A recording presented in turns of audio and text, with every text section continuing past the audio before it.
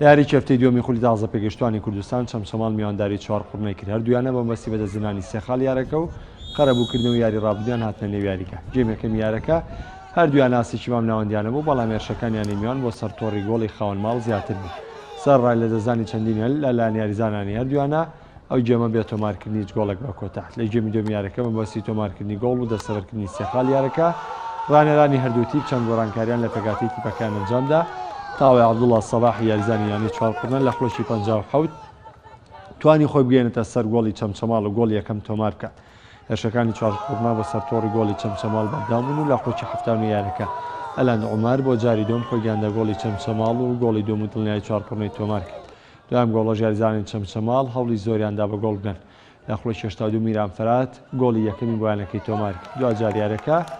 با دوو گۆڵ بەرامبەر بە گۆڵێک لە سوودی چوار قوڕنا بە کۆتا هات.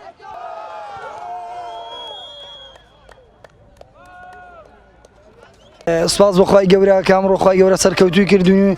توانیمان باس و ئەنجام لە یاریەکە سەرکەوتوو بین گەشتبینم بە یاریزانەکانم ئەلحەمدولیلا ئاستیان زۆر باش بوو هەم لە ڕووی ئەدای یاریکردنەوە هەم لە ڕووی ئەنجامیشەوە ڕاست بوو ئێمە یاری ڕابردوومان خەسارەت کردبوو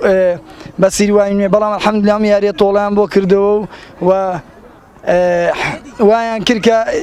شتێکی دڵخۆشکەر بکەن لەخوای گەورە بە زیاد بۆ خۆشیان و ئێمەش دڵخۆش بکەن و دەستخۆشی ناتی چەمچەماڵ جێگەم تیپێکی زۆر باش بوو لەشیان ساغ بێ سەرکەوتوو بن ئینشاءڵڵا بەداخەوە نەمانتوانی سەرکەوتن بەدەست بێنین و لە یاری پێشووتریشە بامان شێوەتە تەعادول بین لەگەڵ یانەی بابانە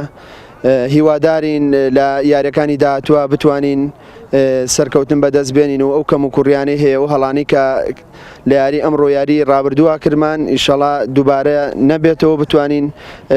یاریەکانی داهاتوو ئەنجامێکی باشتر و شایستەتر بەدەست بێنین.